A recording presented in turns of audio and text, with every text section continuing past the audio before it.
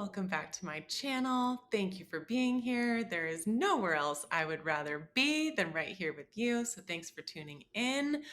This is a part 2 to the first video on solstice energies. So if you have not watched that video, please go back and give it a go before watching this one. We are going to continue the conversation around solstice, June 21st energy, and the energy of the weeks and months to follow. So in the Northern Hemisphere on June 21st, we are moving from spring to summer. Also on the 21st, that will be the longest daylight day of the year. In the Southern Hemisphere, it will be the opposite. They will be moving from fall to winter and going into, I guess, being on the solstice will be the darkest daylight day of the year. This is a video, a continuation of just what Gaia wants to share for all of us wonderful humans and inhabitants of her shores and her lands, what we need to know for our highest and best on the solstice and to come. This part 2 is going to be, I'm going to share a few other cards that came through. We're going to dive into a few other messages and just see what wants to emerge. Thank you for showing up in this discovery of sorts with me. I'm excited. Let's see what else wants to be shared. Tuning back into Gaia, there is this saying that I had a healer tell me a couple of years ago, and it stuck with me ever since. And it's something that I just keep returning to. It's super simple, but I keep returning to it. And for many divine reasons, it's coming up now to be shared with you. And it is that individuation drives the collective. Individuation drives the collective. You allowing your unique frequency to beam, to shine, to be fully embodied without fear, without lack consciousness, without judgment, in full potency, you being in your magic, your unique medicine, even if it's just from a frequency, energetic standpoint, just you allowing yourself to feel liberated and free in expressing your shine and your truest self in your own unique way. Again, your uniqueness is part of your expression of a fractal of source. So source itself wants to experience all different things. And that's why each of us, have different personalities and gifts. But that is what's asking to be honored. That is what is asking to have an extra level and layer of reverence for your unique essence, your truth, which is going to be unique for you, and how you express it is going to be unique for you. It's going to be dynamic for you, however that is. And this is a really beautiful time that this is coming forth, because this solstice is representing another ignition point for each of us to realign with our truest essence within, and to align with others that can honor and witness that in equal and beyond measure with us, including Gaia. So like Gaia kind of wants this to happen just as much as Source itself and all of us loving beings on earth. Individuation drives the collective. That is what drives the interplay of each individual living out their individualization, their individual and unique magic and medicine. That is what allows this whole orchestra, this whole earth game to play, and play divine music at that. And that's what's like seeking to be sung. It's like Gaia and Source itself are like wanting us to kind of unify in our individualization. That feels complete. I think that feels complete on that end of things. But there is this other message of this card that I pulled. It's the number 31. Elhaz. It's an elk, which to me is, divine father energy. It's integrity.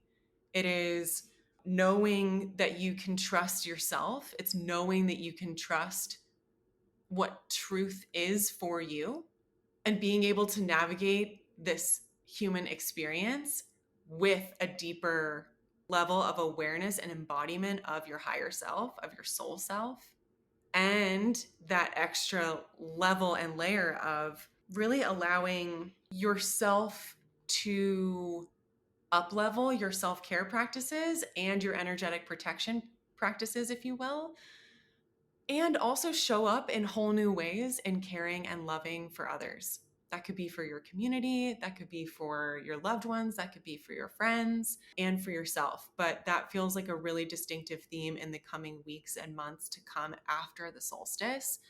You know, we are heading into Cancer season, which is a very watery, beautiful sign.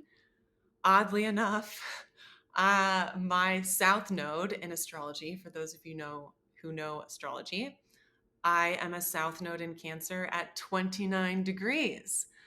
So I have had a lot of past life experience in the Cancer learnings and lessons of sorts. There's a lot to that I probably could go down, but I won't.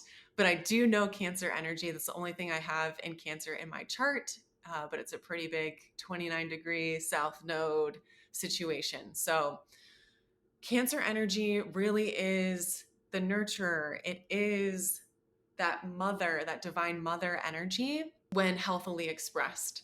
And I think that's where this beautiful complement of this divine father, this elk energy is coming through to allow that balance, that yin and that yang in the coming weeks and months energetically. And really weaving, like, there's a lot of arrows now pointing to the heart and the heart consciousness, really weaving those yin and yang energies, the divine masculine and feminine energies and essences that each and every one of us as human beings carry, allowing that to really harmonize and balance in your heart space. The solstice is going to be that lightning bolt, that conduit to really channel the potency of your life force energy, getting that Shakti energy going again in whole new ways, and in ways that feel in harmony and in deeper balance to your everyday. It's interesting because the other card that I pulled is the Ocean card. And I'm not surprised because we are entering, like I said, Cancer season, water, that flow, that nurture, that healing energy that water, only water specifically gives. And what I think is interesting in this card description, it says, the ocean dissolves the little us into the big us. When the energy of the ocean is present, there is change stirring that is beyond any change you've known before. The ego must dissolve. Life is change. Let the wave crash. So this is interesting because it is also the all in the sense of that unification, that coming back to love consciousness and the depths that the ocean carries and the potency of the ocean. I have had my own experiences with water, specifically over the past couple of months, and they're sharing that I can now, I guess, I'm meant to share that story.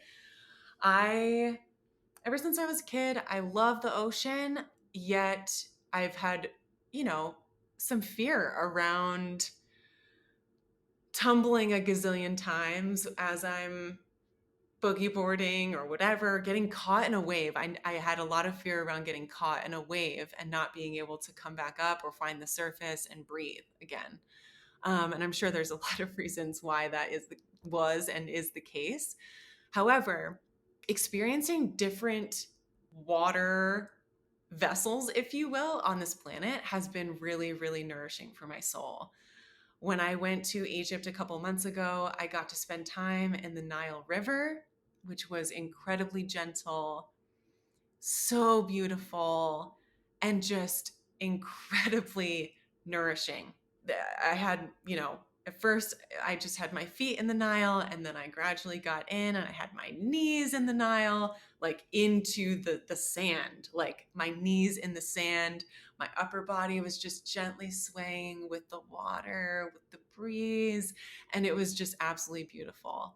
So there was that gentle, nourishing Cancer water energy there.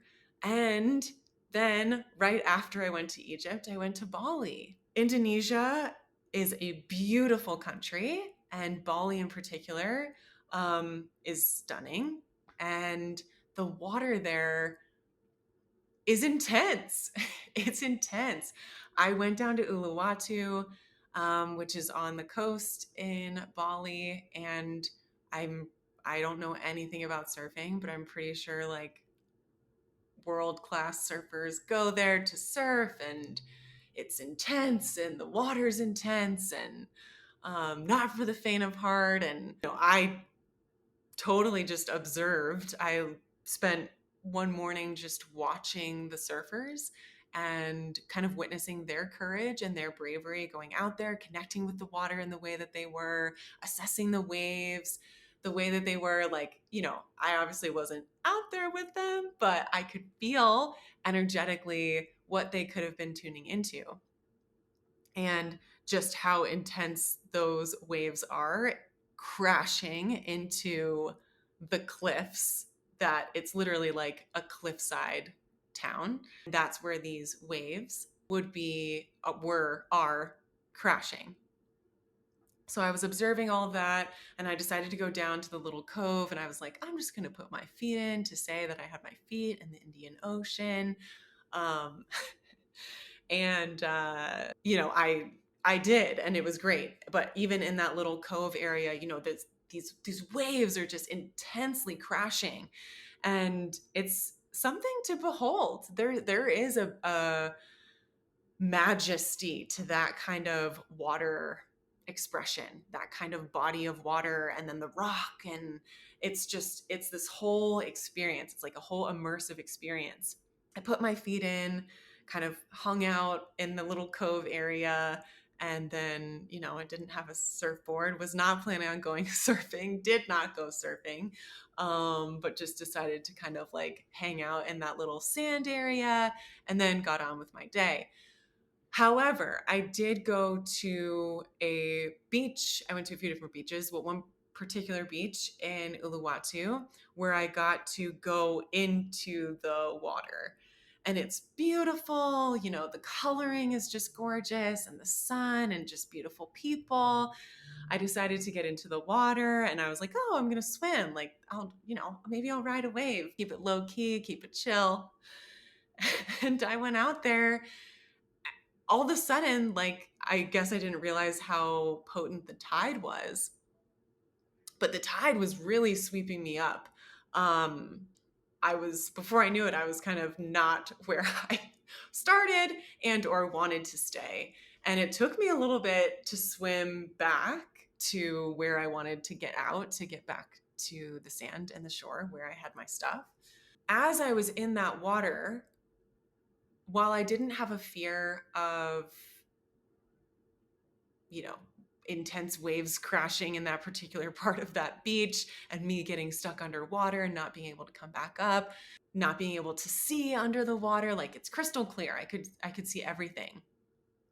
And I had this realization that this particular body of water felt like it was mirroring, like, is it just the ocean, or is water as an element an actual mirror for me? A mirror of where I'm still holding on to fear, still holding on to things that may not even be mine.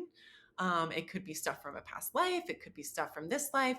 At the end of the day, it's still a reflection of where I still have lack of confidence, lack of self-doubt, but really mirroring back to me what I needed to see in that moment. And I think that is what water does.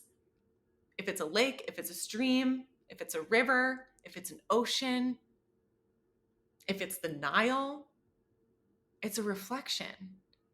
And it's a mirror of what we are meant to see in that moment for deeper healing, for our next level of embodiment. So really lean into Cancer season. Lean into the nourishing essence of water, and also know that water can be funneled and channeled in a very potent way to allow that purity of your unique life force to come forth, to come pouring out, pouring down and pouring out in any sort of expression. I'm also hearing dancing. So like it also could just be an opportunity to just literally flow your physical body, allow for deeper movement or movements that you haven't maybe tried before. Overall, the energies of this solstice and of Cancer season ahead really keep coming back to this surge, this, if you can allow it, this like surge of life force energy to flow through what is for your highest and best, to align you with people, with souls that can meet you in that and almost like enhance that, activate that even deeper for each other as we go into the second half of this year. Now I'm seeing this image of, you know, those at car dealerships, they have those like waving air blow up things. They're in like blue, or they're in red, or they're in yellow, but it's like the air gets filled up at the base of the dancing body thing first. So it's like I'm seeing that image. Like that is what Gaia is offering us. She's offering us this boost, this like boost up through our roots, up into our sacral, to allow this like unfolding, the like air blowing up and it like finally creating the actual form of this like, you know, dancing car dealership air blow up thing.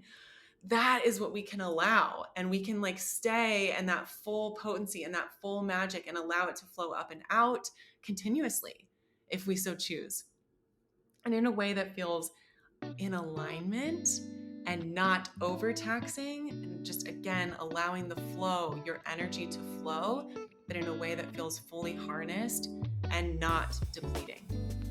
I'm gonna leave it there. Thank you for tuning in again for this video. Hopefully you got to watch the first one before this.